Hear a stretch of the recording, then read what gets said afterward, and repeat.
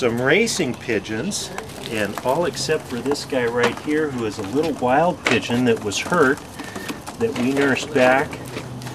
And these have come from some racing stock that some of these birds had. This gal's granddaddy won 13 300-mile races and competing against probably 700 or 800 birds in Northern California. Now this is Molly, and she has a little bit of pink. Oh yeah. And I like her because she's a sweet bird.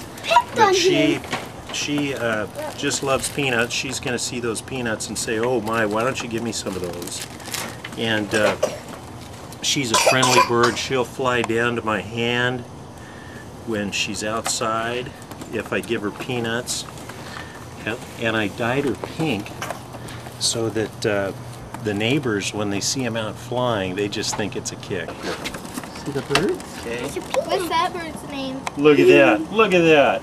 He likes She it. likes that. Can you See? get Christine? Can I get? Oh, that's fast! That's fast! Isn't that something? There you go. There you go. Oh, see, she likes you. He just. So do they swallow them whole? They do. Wow. And raw, He doesn't want it, Jack. unroasted peanuts are just like candy to him. He doesn't want. Do you fly them as well? I help my dad with the pigeons fly. Real. I don't even think she has a name. You can name her. Whoa! Look at that. See, she likes you. Can he She, name her? when I was about 12 years old, I had a friend who had pigeons, and he lived in another town. And when we would go over to his town, I would take this crate, and I would take a bunch of pigeons, give them to him, and I would take his birds. And you know what we would do? We'd put little capsules on their legs and mail messages back to each other using the pigeons to carry them.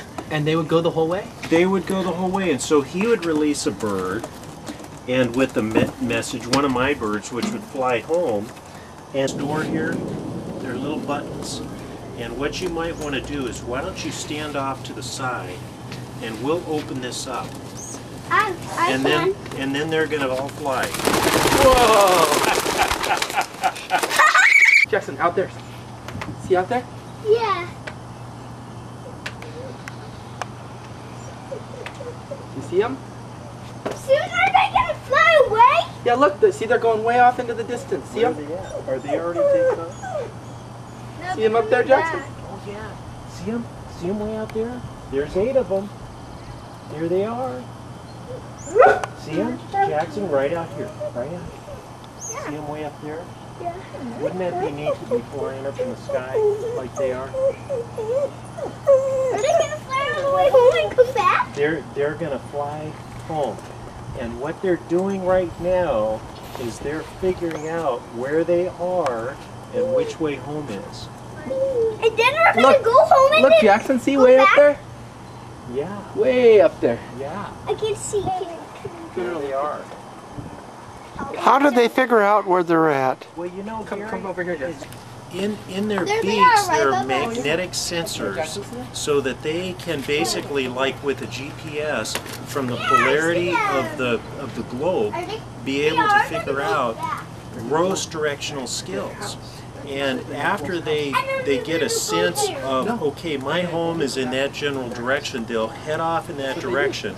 And then once they get within 10 to 15 miles of home, they will switch over to visual. Their gross directional skills will get them in the general vicinity, and then once they get within the general vicinity, visually they'll just kind of go right in. They say, hey, I'm home.